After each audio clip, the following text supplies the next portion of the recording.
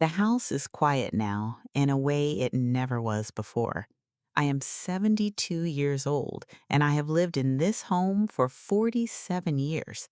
I know every sound it makes, the way the floorboard in the hall groans at 3 in the afternoon when the sun warms it, the soft rattle of the pantry door when the furnace kicks on. These sounds are my company now. My name is Helen, and this is the story I thought I would never tell anyone. It begins, as many stories do, at an ending. My husband Jim died on a Tuesday in early April. The daffodils he planted along the back fence were just coming up, their yellow heads bowed under a spring rain. He went quietly, in his sleep, after 68 years of a life lived with intention and 50 years of marriage to me. I found him there in the morning, his reading glasses still on the nightstand, a biography of Truman half finished on his chest. The grief was a physical thing, a weight in my chest that made the simple act of breathing feel like work. But grief I was prepared for. We had talked about it. We had planned. What I was not prepared for was the phone call that came 2 weeks after the funeral. It was from a lawyer, a man whose name I did not recognize. His voice was polite but devoid of warmth, the way professional voices often are when they are about to deliver a blow. He asked if I could come to his office the following week to discuss my husband's estate. I told him that was impossible, that everything had been settled through our own attorney years ago. Our will was simple. Everything came to me. There was a silence on the line then, a silence that I now realize was the last moment of my old life. He said very carefully, "Mrs. Wilkins, there appears to be another will, a more recent one, executed 6 months before his death." Before I continue, I want to say something. Stories like this aren't rare, they just don't get talked about. If you've ever felt ignored, pushed aside, or hurt by the people you trusted most, you're not alone. Many people listening right now have lived something similar, and sometimes reading the comments helps more than we realize. If this story already feels familiar, you're welcome here. To understand the shock of that moment, you have to understand the life we built. Jim and I married young. I was 22, he was 24. We met in college in Indiana. He was studying agricultural science, I was studying to be a teacher. Ours was not a grand romance of movies, but something deeper and more resilient. It was built on shared mornings over coffee and the newspaper, on working side by side in the vegetable garden, on knowing when the other needed silence or needed to talk. We moved to this small Ohio town for his job at the county extension office. I taught third grade at the elementary school for 30 years. We wanted children, but that was not a path given to us. After the years of tests and quiet disappointment, we turned our care toward other things. This house, which we restored room by room over decades, our nieces and nephews, the community. Jim was a man of quiet integrity. He balanced our checkbook to the penny every Saturday morning. He returned a tool he borrowed from a neighbor the same day. He believed a man's word was his bond, and his handshake was a contract. He was also a man of habit. Every Thursday evening, he would sit at the oak table in our kitchen with a glass of iced tea and go over our finances. He showed me everything: the savings, the retirement accounts, the deed to the house. Our plan was clear. When one of us went, everything would pass seamlessly to the other. It was a promise we made to each other, not just in romance, but in practicality, a promise of protection. So when that lawyer mentioned another will, it felt like the ground beneath me turned to sand. I agreed to go to his office, of course. What else could I do? The week that passed before that meeting was the longest of my life. I moved through the routines of early widowhood like a ghost, writing thank you notes for casseroles I could not eat, putting away Jim's clothes. But my mind was circling around a single burning question. Why? I began to look for clues. I went through his desk in the study. It was orderly, just as he left it. Pens in the cup, paper clips in their tray, files labeled neatly in the drawer.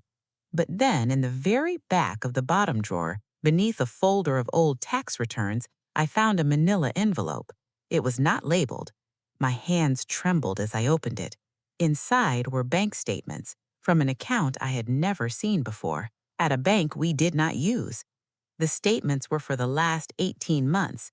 They showed regular deposits and then large withdrawals. The final balance was zero. The name on the account was James P. Wilkins and Helen R. Wilkins. My name was on it, but I had never signed for it. I had never known it existed. Sitting there on the floor of his study with the afternoon light fading, I felt a cold dread settle in my stomach. This was not a mistake. This was a secret. The next day I found another one, a receipt from a jeweler in Columbus, dated just 3 months before he died. It was for a significant amount, for a lady's bracelet.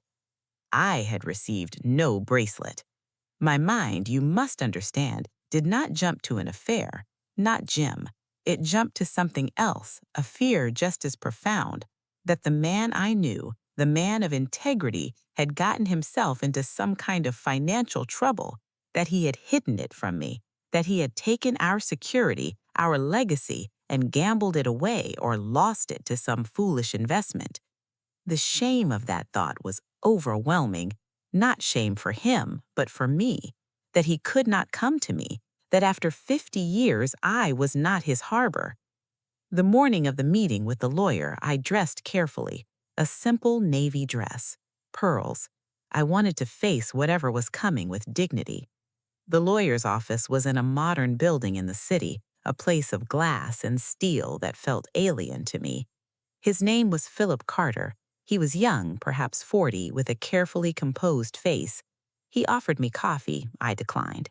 We sat across a wide desk, and he slid a single document toward me. This is the last will and testament of James Patrick Wilkins, executed on October 18th of last year. It revokes all previous wills. My eyes scanned the page. The legal language swam before me. But then I saw it.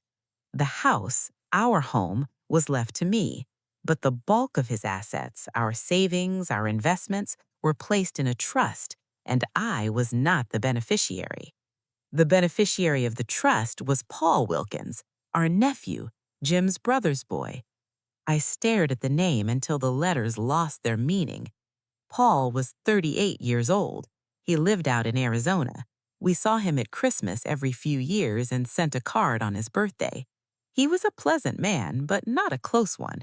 There was no reason, no earthly reason, for Jim to leave our life savings. I looked up at Philip Carter, the lawyer. My voice, when I found it, was strangely calm. There must be some mistake. My husband would not do this. We have a will from 1998, everything to each other. He nodded slowly. I have seen that document, but this one is dated later, and it is legally sound. I watched him sign it myself. He was of sound mind and clear intention. Sound mind, clear intention. Those words echoed in the silent office. What intention could this possibly be? To leave me the house but strip the accounts that maintained it? To leave me with the shell of our life but give its substance to a relative who was practically a stranger? I asked what the trust contained. Carter read a figure. It was a number that represented 50 years of Jim's careful work at the extension office, 50 years of my teaching salary, of frugal vacations and modest Christmases, and saying no to things so we could say yes to a secure future. It was all of it. The drive home was a blur of gray highway and spring rain. I walked back into our quiet house, and for the first time it felt like a museum, a beautiful, empty museum of a life that was suddenly a lie. I did not cry. I was too numb for tears. Inside the box were bundles of letters tied with faded ribbon, a small leather-bound journal, and a sealed business-sized envelope with my name written on it in Jim's familiar, steady hand. I carried the box down from the attic, my heart pounding a strange rhythm against my ribs. I placed it on the kitchen table, the same table where so much of our life had unfolded.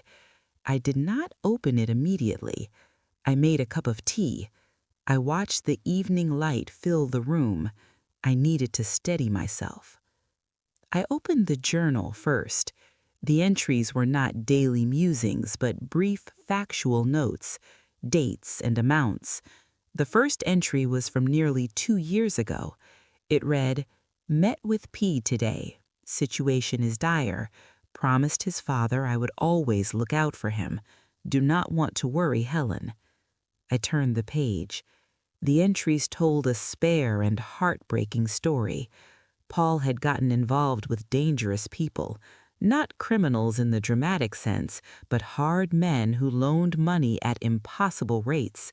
He had tried to start a business, it had failed, and he had borrowed from the wrong source to keep it afloat. The amounts he owed were staggering, and the men who were owed were not patient. Jim's notes detailed meetings with Paul, with a lawyer, with a man named Russo who Jim referred to only as the principal. Jim had paid them, not once, but repeatedly. The secret bank account, the home equity line, the withdrawals from our savings, they were all documented here in his careful hand. Each payment was labeled quittance. It was an old word, one Jim loved. It meant the act of quieting or silencing. He was buying Paul's safety and our own. But why keep it from me? The question burned hotter than ever. I turned to the bundles of letters. They were from Jim's brother, Martin, Paul's father. Martin had died a decade ago from a sudden heart attack. The letters were written in the years before his death. I read them, and the world shifted under my feet once more. Martin was not the man I remembered, the jovial, loud brother-in-law who came for Thanksgiving. In these letters, he was a man consumed by fear and regret. He wrote of Paul's struggles, his instability, his weakness for get-rich-quick schemes. The final letter, written just a month before Martin died, held a direct plea. "Jim," he wrote, "if anything happens to me, Paul will be lost. The world will eat him alive. You are the only steady hand he knows. Please, if you can ever do one thing for me, be his anchor. I know it is not fair to ask, but you are my brother, and I am begging you." Jim had never shown me these letters. He had taken this burden, shouldered it alone, and made a promise to a dying man, a promise made in brotherly love that would cost us our security. The last item was the envelope with my name. My hands trembled as I slid it open. Inside were several pages. I unfolded them. The date at the top was just a week before he died. To date, "My dearest Helen," it began. "If you are reading this, then I have gone, and you have found this box. I am so sorry for the secrecy. It is the greatest regret of my life that I had to build a wall between us in these last years, but I had to. Please, let me try to explain." I read his words there in the gathering dusk, and piece by piece the betrayal I had felt began to transform into something else entirely. He wrote that after Martin's death, Paul had indeed spiraled. The debt was not just to shady lenders. Paul, in his desperation, had used his position at a small financial firm to divert funds. It was embezzlement. He was facing not just threats from loan sharks, but criminal prosecution. Jim had hired a lawyer for him, a specialist in such cases. The lawyer's strategy was containment and restitution. If the money could be paid back quickly and quietly, the firm might not press charges. The loan sharks had to be paid off first because they were the immediate danger. But there was another layer, a colder, more calculating reason for the secrecy. Jim wrote, "Helen, you have a tell when you are worried. You purse your lips just slightly, and your eyes get a certain look. You are a terrible liar and the most honest person I have ever known. If you had known about Paul's legal jeopardy, if you had known I was draining our accounts to save him from prison, that worry would have been on your face every day. He explained that the man named Russo was not just a lender. He was a businessman with ties to the firm Paul had stolen from. Russo was the key to keeping the criminal charges at bay. Jim had met with him. He described Russo as a man who valued discretion above all else. Any sign of panic, any sign that the payments might stop, any sign that the situation was unstable could have broken the agreement. And if the agreement broke, Paul would go to prison, and Russo had hinted darkly that the trouble would not end there. "I could not let you carry that fear," Jim wrote. "I could not let your face show the worry that might have tipped the scales. So I chose to carry the weight alone. It was an awful choice, but I saw no other path." He addressed the will. The trust for Paul was not a gift. It was a final payment, the last of the restitution to the firm, structured in a way that would be legally binding and guaranteed to be paid. He had left me the house free and clear because he had taken the equity from it already. He said, "The house is yours. It is solid and it is paid for. It is the one thing I could keep whole for you. I know the finances look barren, but I have arranged for your pension and Social Security to be enough for the house's upkeep. I have prepaid the property taxes for 5 years. I have set up automatic payments for the utilities." He had thought of everything, but he had not thought about what it would feel like for me to believe he had betrayed me. The final page was about the jeweler's receipt. I read it and a sob caught in my throat. He had not bought a bracelet for another woman. He had sold my bracelet, the diamond tennis bracelet my mother had left me, the one I almost never wore but kept in my jewelry box for special occasions. He had sold it to make one of the payments. The receipt was a record of the sale, not a purchase. He had kept it, he wrote, so that one day he could replace it. He never got the chance. I sat at that table for a long time as night fell. The anger, the bitter, cold anger that had been my companion for months, began to crack and melt. In its place rose a profound and aching sorrow, not for myself, but for him, for the lonely burden he had carried, for the impossible choice between a promise to a brother and honesty with a life, for the weight of thinking he had to protect me from the truth, even if the truth was the only thing that could have truly protected me from heartbreak. I understood then that his final decision was not betrayal. It was protection, a misguided, overprotective, and ultimately heartbreaking form of protection, but protection nonetheless. He had seen a threat to our family's peace, and he had moved silently to block it. He had sacrificed our money and his own peace of mind, and in the end he had sacrificed my trust because he believed it was the cost of keeping me safe. He was wrong. But he was not cruel. He was not unfaithful. He was a man who took a promise too far and loved his wife too much to worry her. I did not know what to feel. The relief of knowing he had not stopped loving me was immense, but the pain of his silence was a new kind of wound. I put the letters back in the box. I placed the box on the chair beside me, and I looked around our kitchen. This was not just a house he had left me. It was a fortress. He had stripped its movable wealth to defend a nephew, but he had secured the walls, the roof, the land for me. He had seen me here alone, but safe. The following days were a blur of reevaluation. I called Robert, my attorney, and told him I would not be selling the house. I did not tell him about the box. Some truths are too private for the legal world. I had to decide what to do about Paul.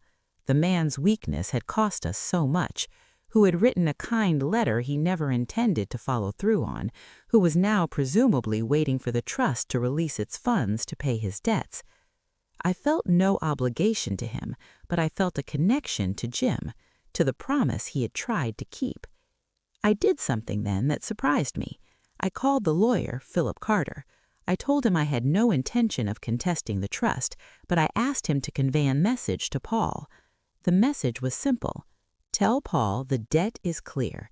Tell him his uncle is at peace, and tell him he is not to contact me again. There was no anger in my voice when I said it. It was a statement of fact, a drawing of a boundary. Carter agreed to pass it along. Then I did something for myself. I took the journal and the letters from Martin and I burned them in our backyard fire pit. I watched the pages curl and blacken and turn to ash. They were not my burden to carry any longer. I kept only Jim's final letter to me. I placed it in my own jewelry box where the bracelet once was, a different kind of treasure. The summer turned to fall. I canceled the sale listing for the house. I hired a roofer, a kind man named Don who had done work for us years before, and I paid him from my pension savings. It was tight, but it was possible. I began to see the shape of the life Jim had left me. It was a life of quiet, modest means in a home that was fully mine. There would be no fancy trips, no new car, no largesse for nieces and nephews, but there would be security. There would be dignity. I found I could live with that. In fact, I found a certain peace in the simplicity of it. I planted a small garden. I joined a book club at the library. I began to write in a journal of my own, not about bitterness, but about the small beauties of an ordinary day.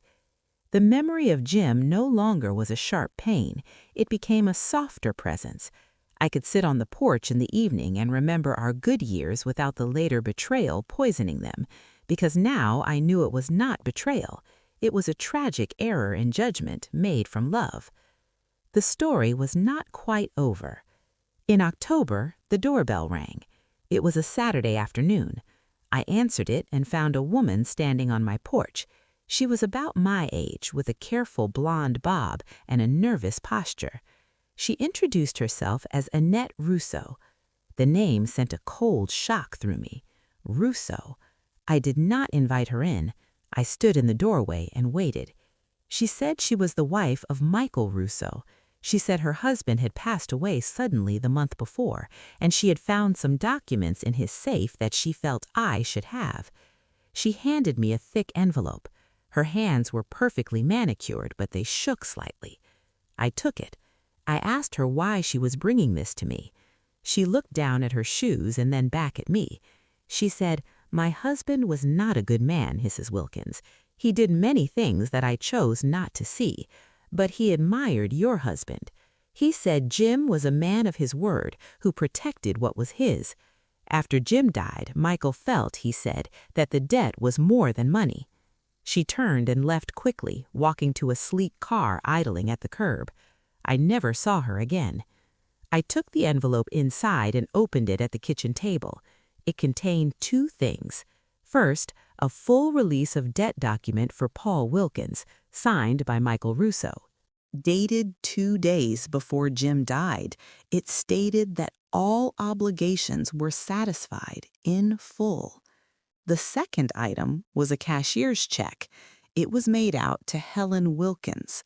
The amount was equal to the home equity line of credit Jim had taken out. There was a note on Rousseau's business stationery. It said only, "For the bracelet. A man should not have to sell his wife's jewelry to keep a promise." It was not signed. I sat holding that check for a long time. This was not the money from the trust that was still gone to Paul's creditors. This was something else. It was from a man who operated in shadows, but who understood a code. Jim had kept his word to the end, and this was an unexpected acknowledgement. I did not know what to make of it. The money would change my circumstances significantly. It would ease all the practical worries, but it felt tainted. I thought about it for a week. I consulted no one. Finally, I deposited the check. I paid off the small debts I had incurred. I put the remainder into a conservative annuity that would provide a modest supplement to my income for the rest of my life. I did not feel guilty. I felt that in some strange way it was a restoration of balance. Not justice, perhaps, but consequence. With the financial pressure lifted, I found my mind clearing. I could think about Jim with more clarity. I realized the true tragedy was not the loss of the money, it was that he had underestimated me. He had seen me as someone to be shielded from the storm. He had not seen me as his partner in navigating it. That hurt. But I also knew his intention came from a place of devotion, a flawed and old-fashioned devotion, but devotion nonetheless. The following spring, on the anniversary of his death, I went to the cemetery. I told him I had found the box. I told him I understood. And I told him that if he could hear me, he should know that I was strong enough to have borne the truth with him. I said I forgave him for the secrecy, but I did not forgive him for thinking I was fragile. It was important to say both things. As I turned to leave, I saw a man standing at a distance near another grave. He was thin and hunched. He looked familiar, though I had not seen him in years. It was Paul. He did not approach me. He simply gave a nod of acknowledgement or perhaps of thanks. I looked at him for a moment. I saw not a villain, but a broken man, a man whose weakness had caused so much silent havoc. I felt no warmth toward him, but I felt no hatred either. I turned and walked to my car. I did not look back. That was the last time I saw him. I heard through the family grapevine that he moved out west. He got a job as a manager at a hardware store. He is living a small, quiet life. I suppose that is consequence enough. My life now is quiet too, but it is not small. I have taken over the community garden project at the library. I read to children there once a week. I have friends over for tea. The house is no longer a museum. It is a home again, my home. I still think of Jim every day. The memory is complex now. It is no longer the simple ache of missing him. It is layered with understanding and with a gentle sadness for the choice he made. I love him. I am disappointed in him. I admire his loyalty. I wish he had trusted me more. All of those things can be true at once. That is what I have learned. The heart can hold contradictions without breaking. I have the house, I have my peace, and I have the truth. It arrived too late to change the events, but just in time to save my soul from bitterness. That is the legacy he left me in the end. Not the money, not the property, but the chance to understand and to choose forgiveness over rancor, to restore my own dignity not from his actions, but from my response to them. I stand at the kitchen window often. I watch the seasons change in our backyard. The daffodils he planted come up every spring. They are more numerous now. They have spread along the fence. A quiet, beautiful legacy of a man who loved things that return. I am content, not happy in the youthful sense, but deeply content. There is a strength in me that was not there before, a strength forged in the fire of misunderstanding and cooled in the waters of truth. I shared this story because silence hides too much pain. If this story already feels familiar, you are welcome here. The final chapter of this story is not about a dramatic revelation or a sudden windfall. It is about the slow, steady work of rebuilding a life after the ground has shifted beneath you. It has been 3 years now since I found that box in the attic. I am 75. My routines are simple and they sustain me. Every Thursday morning, I volunteer at the library shelving books. I always pause in the fiction section and run my finger along the spines of the old westerns Jim loved so much. It is a small gesture of connection. On Sundays, I have dinner with my sister and her family. Her grandchildren call me Auntie Helen, and they tell me about their school projects. I listen and I nod, and I feel the simple joy of being part of a continuum. I have not spoken of Jim's secret to anyone in my family. Some truths are too heavy to place on others, and I have made my peace with it. Last year, I received a formal letter from the lawyer Philip Carter. The trust for Paul had been exhausted. The creditors were satisfied. The matter was legally closed. I filed the letter with my tax documents. There was no emotion attached to it. It was simply a period at the end of a long and difficult sentence. This past autumn, I made a decision. I used a portion of the annuity income to take a trip, not a grand tour, but a visit to the small town in Indiana where Jim and I met. I had not been back in over 50 years. I drove there myself. The campus looked different, of course. New buildings stood where old ones had been, but the oak tree in the quad where we had our first picnic was still there. Its branches were broader and its trunk was thicker. I sat on a bench beneath it and I watched the students walk by. I thought about the young man Jim was, earnest and serious and determined to do right by everyone he loved. That young man never changed. He simply aged, and the weight of his determinations grew heavier.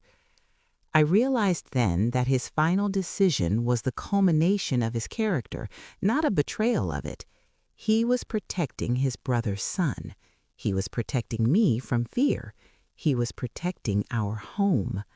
In his mind, he was fulfilling every promise he had ever made. The cost was a secret that almost broke my heart. Sitting under that tree, I felt the last of my resentment fade. It was replaced by a profound sense of compassion for him, for the impossible position he was in, for the lonely burden he carried. I spoke to him then in the quiet of my mind.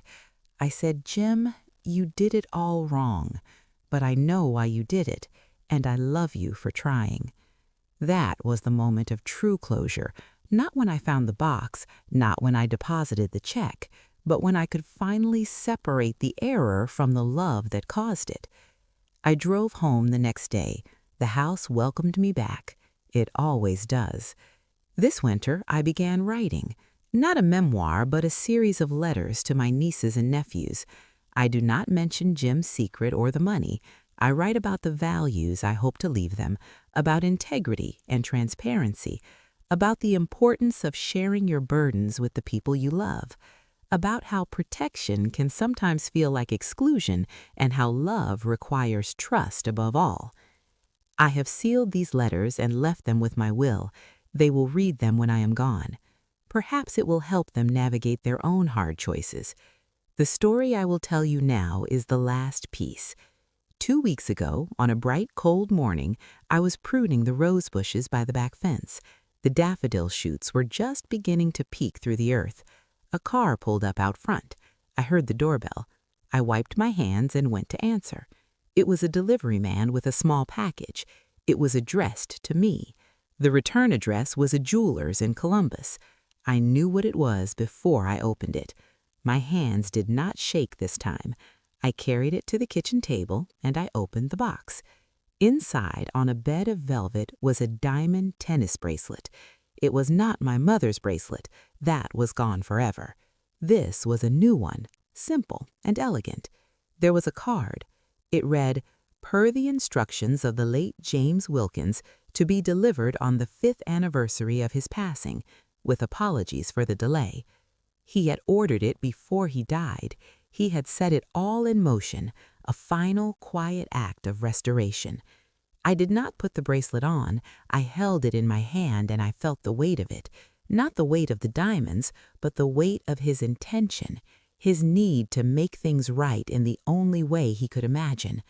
I placed it back in the box. I will likely never wear it, but I will keep it. It is no longer a symbol of something lost. It is a symbol of something far more complex and human, a love that was powerful enough to make a terrible mistake, and a love that is strong enough to forgive one.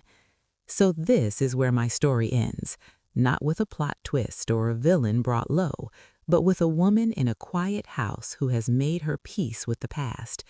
I have my home, I have my memories, both sweet and bitter. I have a bracelet in a box that tells a story only I will ever fully know. And I have this truth. We can never fully know the contents of another person's heart, not even the heart of the person we shared a life with. We can only see their actions and try to understand the love or the fear that drove them. Jim's final decision was not betrayal, it was protection. It was a flawed and painful protection that left scars on us both, but it came from a place of love. And in the end, I choose to honor the love and let go of the flaw. That is the gift time has given me, the gift of perspective, the gift of gentle judgment. I shared this story because silence hides too much pain. If it reminded you of your own life, you are not alone. Share your thoughts in the comments. Someone may need your words. And if these stories matter to you, you are always welcome to subscribe. The house is quiet now. The sun is setting, and I am at peace. Thank you for listening.